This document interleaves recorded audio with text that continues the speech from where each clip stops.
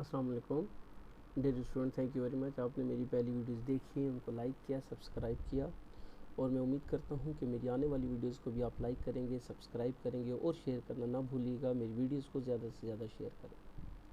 जैसे कि आपको पता है कि हम MCQs को डिस्कस कर रहे थे। पहले भी हम अपने लास्ट 3 लेक्चर्स में हम MCQs डिस्कस कर चुके थे, जो कि 35 हम जो है अपने MCQs डिस्कस कर चुके हैं related to financial accounting and advance accounting.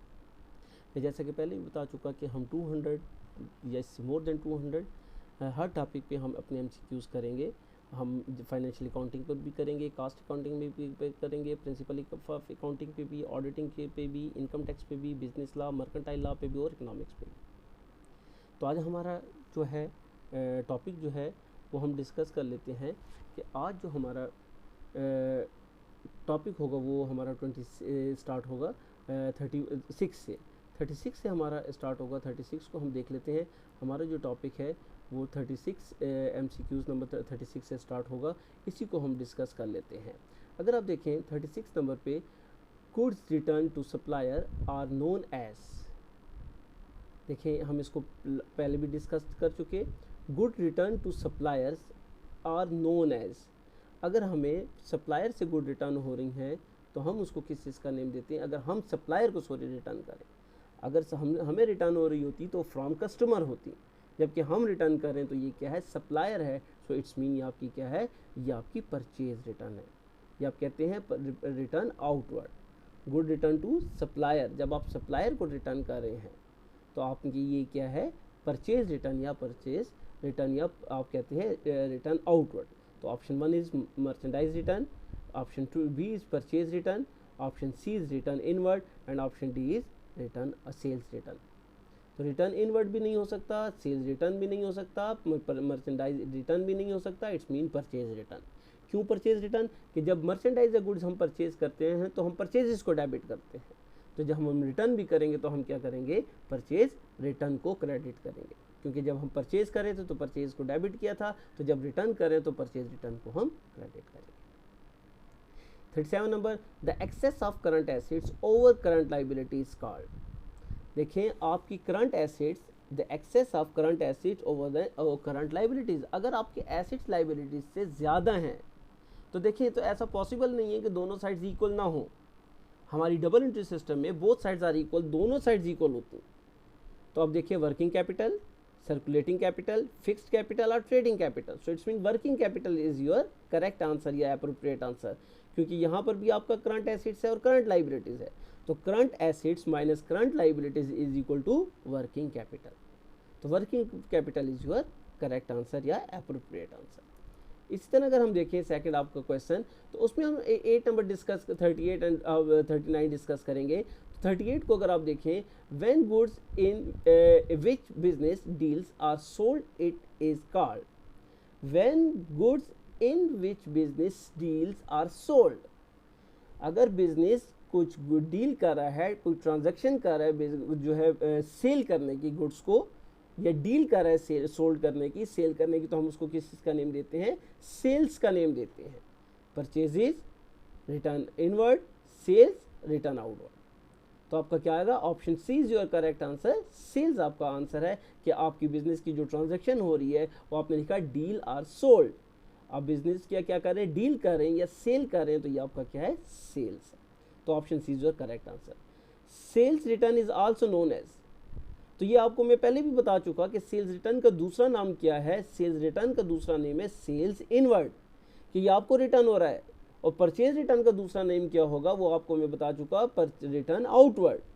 तो sales return is also known as sale return inward, कि ये हमें वापस आ रही हैं, जो हमने सेल की थी गुड्स, जो हमने अशिया सेल की थी वो हमें क्या हो रही हैं, वापस आ रही हैं। तो option C is your correct answer, या आप कहते हैं option C is your right answer या अप्रोप्रिएट आंसर। आपका ऑप्शन सी जो है ये आपका क्या है, करेक्ट आंसर है, ये आपका ठीक आंसर। नंबर 40 पे देखें, reduction is price is called. Reduction in price, जब आप किसी को सेल कर रहे हैं या आप परचेज कर रहे हैं तो जो प्राइस में कमी की जा रही है उसको आप किस चीज़ का नेम देंगे, paid price, invoice price, book price और डिस्काउंट। तो देखें, जब आप किसी शॉपकीपर से कुछ चीज़ परचेज करते हैं तो आप डायरेक्ट उसको ये बात करते हैं कि जी आप हमें इस पर कितना डिस्काउंट देंगे। आप ये नहीं कहते कि इनवाइस प्राइस कितनी होगी, आप ये नहीं कहते कि जी इसकी बुक प्राइस कितनी होगी, आप कहते हैं जी आप हमें डिस्काउंट कितना देंगे, कितनी वैल्यू को आप रिड्यूस करेंगे। तो reduction in price is called discount. So it's mean option D is your correct answer. क्या ऑप्शन डी आपका क्या है, राइट आंसर है या ये आपका करेक्ट आंसर है। इस तरह 41 पे आते हैं, cash bought by the owner to start the business. अगर बिजनेस स्टार्ट करने के लिए ओनर, आप मैं पहले भी बता चुका कि कोई भी चीज़ इन्वेस्ट कर रहा है, इन्वेस्टेड बाय द ओनर है, ओनर इन्वेस्ट कर रहा है, तो इसको आप किस चीज़ का नेम देंगे, कैपिटल का नेम देंगे। वो बिल्डिंग की सूरत में हो, कैश की सूरत में हो, लैंड की सूरत में हो, मशीन की सूरत में हो, it's your capital. So option A is your correct answer. A is capital, B is loan, C is drawing, and D is none of these. So it's mean your A is your correct answer. Option A is your appropriate answer. इसी तरह अगर आप next देखें 42 पे हम चले जाते हैं। 42 अगर आप देखें तो 42 में आपका क्या है, 42 अगर आप देखें तो the concession received on the price of defective goods is called. अगर आप देखें डिफेक्टिव गुड्स हैं तो डिफेक्टिव गुड्स में आपको डिस्काउंट नहीं होता, कैश डिस्काउंट भी नहीं होता। अलाउंस आपका क्या है, जब आप कंसेशन रिसीव्ड कर रहे हैं तो आप इसको किस चीज़ का नेम देते हैं, अलाउंस का नेम देंगे। So option C is your appropriate answer. इस तरह 43 पे देखें, in support of business transactions any return evidence is called. अब देखें ये बहुत इंपॉर्टेंट चीज़ है कि आप कोई भी बिजनेस की ट्रांजैक्शन जब कर रहे होते हैं तो आपके पास कौन सा एविडेंस होता है जिसकी बेस पे आपकी बिजनेस की ट्रांजैक्शंस करते हैं। बाज़ जगहों पे जिस वक्त आप अकाउंटिंग साइकिल स्टार्ट कर रहे होते हैं तो फर्स्ट लिखा होता है ट्रांजैक्शन, लेकिन ट्रांजैक्शन से पहले एक चीज़ होती है वाउचर, जिस वाउचर से आप ट्रांजैक्शंस को रिकॉर्ड करते हैं। तो option 1A is discount, option B is voucher, option C is allowance and option D is price. आप इसमें देखेंगे कि आपका which one option is correct, कौन सा ऑप्शन नियरेस्ट है या करेक्ट है। सो इस voucher is your correct answer. कि आप वाउचर ही आपका एक एविडेंस है, वाउचर ही आपकी एक ऐसी चीज़ है या आप कहते हैं एक स्लिप होती है जो आप देखें कोई भी सेल्स या परचेज करते हैं आप एक स्लिप के ज़रिए या एक इनवाइस के ज़रिए करते हैं, तो यही आपका वाउचर बनता है। तो ये जो वाउचर है इसी से आप बिजनेस की ट्रांजैक्शंस को रिकॉर्ड करते हैं। तो voucher is your correct answer कि वाउचर से ही बिजनेस की ट्रांजैक्शंस को हम सपोर्टेड डॉक्यूमेंट जो हमारा होता है वो हमारा क्या है, voucher is your correct answer. इसी तरह अगर हम देखें 44 एंड 45 को देखें तो 44 और 45 में हमारा क्या है, building and furniture are called. अब देखिए हमने एसिड्स पढ़े, एसिड्स दो किस्म के होते हैं, एक को हम फिक्स्ड एसिड्स कहते हैं और एक को हम करंट एसिड्स कहते हैं। करंट एसिड्स आपके क्या है, जो 1 ईयर में उसमें चेंजेस आती रहे वो आपके करंट एसिड्स है। या 1 ईयर में आपने उसमें फ्लक्चुएशन आती रहे, इंक्रीज डिक्रीज आती रहे, वो आपका क्या है, वो आपके करंट एसिड है, जिसमें हम कैश कहते हैं, अपना बैंक बैलेंस कहते हैं और हम इसको किस चीज़ का नेम देते हैं, हम कहते हैं cash balance, bank balance, account receivable, ये आपके क्या, ये डेटर्स जिसको आप कहते हैं, ये आपके करंट एसिड्स हैं। तो करंट एसिड्स और फिक्स्ड एसिड्स के जो आपके मोर देन 1 ईयर यूज़ हो सके वो आपके क्या है, फिक्स्ड एसिड्स हैं। इसी तरह का आप देखें बिल्डिंग एंड फर्नीचर आपके मोर देन 1 ईयर के लिए होते हैं। तो बिल्डिंग एंड फर्नीचर हम पहले भी डिस्कस कर चुके हैं, बिल्डिंग, फर्नीचर, लैंड, इक्विपमेंट, ये आपके क्या हैं, ये आपके फिक्स्ड एसिड्स कहलाते हैं। तो करंट एसिड्स में तो आपकी कैश, बैंक, अकाउंट रिसीवेबल या डेटर्स आएगा। बी आपकी फिक्टिशियस एसिड्स, ये भी नहीं हो सकता। टेंजिबल एसिड्स, ये भी नहीं हो सकता। सो फिक्स्ड एसिड्स आपके क्या हैं, ये आपके फिक्स्ड एसिड्स आपके क्या हैं, बिल्डिंग एंड फर्नीचर आपके क्या हैं, फिक्स्ड एसिड्स हैं। बिल्डिंग एंड फर्नीचर आपके क्या हैं, फिक्स्ड एसिड्स हैं। So option D is your correct answer, या आप कह सकते हैं option D is your appropriate answer. Next आप देखें, when owner withdraw cash for its private use और personal use it is called. अब देखिए मैं आपको बता चुका कि जब आपका ओनर इन्वेस्ट कर रहा होता है तो वो आपका क्या है, कैपिटल है, और जब आपको ओनर विड्रॉ करोगा तो वो आपकी क्या है, ड्राइंग है।